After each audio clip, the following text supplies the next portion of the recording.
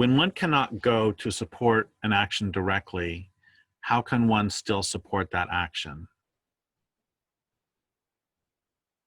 Napoleon, or maybe it was Frederick the Great, famously commented that an army marches on its stomach. And what is meant by that is that the quartermasters are just as important as the soldiers. Another way to say this is that in battle, in World War II, for example, I believe it was only about 10% of the soldiers ever fired their gun in battle. The vast majority of soldiers were clerks or truck drivers or people who delivered munitions, or medics or cooks or something else. And that is a pretty common figure, about 10%, or often less. I think it was only about 3% of the IRA ever picked up weapons. And the vast majority of well, let's back up too. And let's think about a professional basketball team or a professional baseball team. You not only have the players, you've got all the minor leaguers, you've got the coaches, you've got the trainers, you've got the dietitians, you've got the people who sell tickets, you've got the groundskeepers, you've got all these others. It takes, or in a movie does not just consist of it does not just consist of Tom Cruise and Nicole Kidman. I mean, the movie consists of, there are gaffers and best boys and stunt people and editors and people and caterers. So the point is that to accomplish anything, there are very few accomplishments that people actually do solo.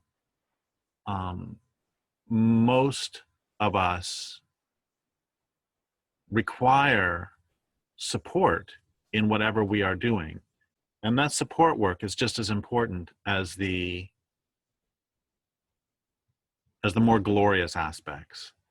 And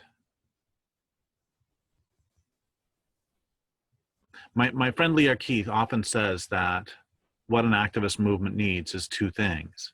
It needs loyalty and material support. And so, for example, right now there are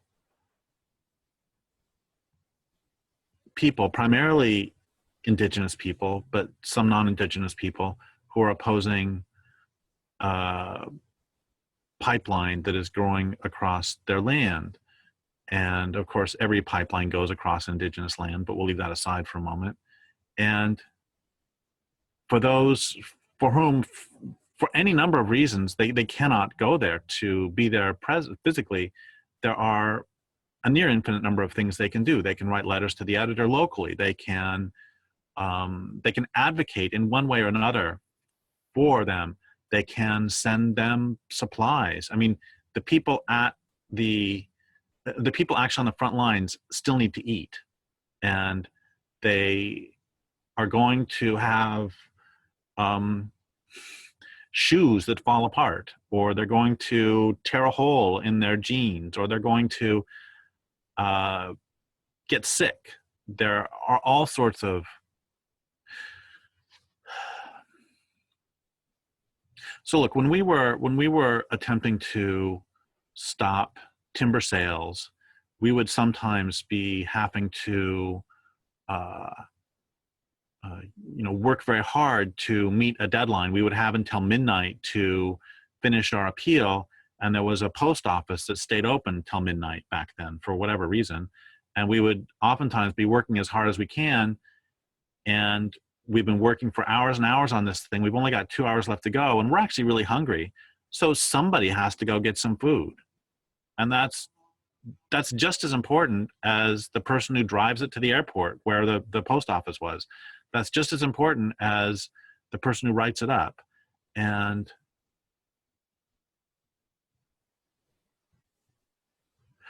so there's physical material support is very important.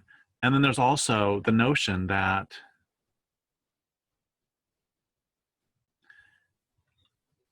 a guerrilla army swims in the ocean of the people, and you need to develop support among the people in order to have a guerrilla army. And that's not just true of a guerrilla army, but that's also true of activism, that we need to raise public support for our positions. And I've thought often of an experiment I heard about, which was called something like the second person experiment. I don't remember what it was, but they had a bunch of people sitting in a room like a doctor's office, and then they would have a couple of people come in who were part of the experiment. And one person would, for example, say something very racist. They wouldn't believe it. They would just say it as part of the experiment. And then what they found was that the response of everybody else in the room was very heavily influenced by the response of the second person, by which the second person in on the experiment, let's say the first person says something really racist, and the second person says, hey, yeah, it's pretty funny, yeah, it's great. Everybody else in the room is much more likely to respond positively than if the second person says, you know, that's not really very cool. And I think about that a lot. And in fact, it just came up in a very, very, very small way in this past week. I'm on a email list in my neighborhood. It's a neighborhood watch list where they will announce when there is, you know, when somebody gets their house burgled or something, they will say, everybody watch out. There was somebody burgling a house. They were seen leaving it in a black, you know, Nissan Sentra, whatever. And so that's pretty handy. But another thing that the people running the list do, which kind of annoys me, is they will complain every time anybody in the neighborhood sees a mountain lion or a bear. And they will say, we need to call Fish and Game and get rid of the animals because the mountain lion was seen carrying a gray kitty. And nothing personal, the gray kitty sitting over there inside the house. And they've been doing this a lot, and I kept silent, and finally just couldn't keep silent anymore. And I wrote a very nice note saying, you know, we need to remember that we're in their homes. And if you have a cat and you let a cat outside, that's the risk you're taking. And the mountain lion or the bear should not be harmed because of a risk that you took and that your cat took. You know, never mind that cats kill birds, we'll leave that aside.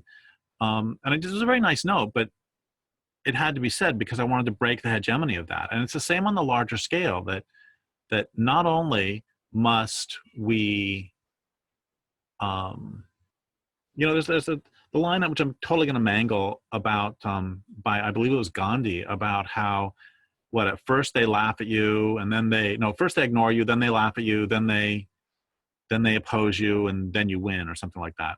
And I think this is awfully simplified, but it is really true that somebody has to go out and say something, and then somebody else has to repeat it, and somebody else has to repeat it until it starts gaining a cultural currency. And so there are an infinite number. Well, let's think about this too, in terms of the attempts to support the indigenous people opposing the pipeline.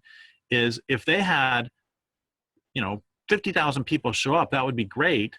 But if they had 50,000 people show up and they had nobody show up with a porta potty and they had nobody show up with food, this 50,000 people thing would last about 6 hours and leave a mess. You know, it's like you need the support in order to have a long-term campaign. That's absolutely crucial. It's just as crucial as anything else. And so what can people do who are not there on the front lines? They can donate. Hell, you know, I have a friend who is an accountant who part of her activist work is she does accounting for various organizations that need accounting. I mean, that's something you have to do too, especially if you're gonna have a nonprofit. You have to have a 501c3, means that you have to go through all that stuff. It's nice to have somebody who can navigate that territory. I don't care what your skills are. If you're a good writer, I mean, they need writers. If you're a good cook, they need good cooks. If you're a good accountant, they need good accountants. And it is so true. I get so tired of being called the quote violence guy because I talk about resistance. But the truth is, we need everything. We need school teachers. We need accountants. We need cooks. We need people who sewers. We need everything. And actually, I do want to add one more thing, which is that I want to challenge everybody who's listening to this, that I would like for you to take at least 1 hour every week and do some form of activism or support for somebody else's activism. And if you can't, oh, actually, I'm going to tell a story, which is how I got started as an activist, which is when I was about 24, 25, or 26, I realized I wasn't paying enough for gasoline. And I wasn't covering the social and economic costs. And so every time I would buy gas, I was going to donate $1. For every dollar I spent on gas, I would donate $1 to a local environmental organization because they need it. But I didn't have any money. I was completely unemployed and had very, very little money. And so what I would do instead is I would give myself a choice: either pay $1 for every dollar of gas, or you can pay yourself $5 an hour to do activism. And so if I spent $10 on gas, I would either give $10 to a local organization, or I would do 2 hours worth of activism.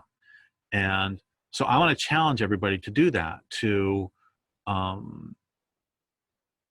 take some amount and either give a tithe of $10 a week to some local organization, or do 2 hours of work for a local organization, or 1 hour of work. Everybody can take 1 hour away from their life. I don't care how busy you are. You can take 1 hour and you can write a letter. You can go to a protest. You can help start assembling a package. You can do just that much to start. It's a wonderful start.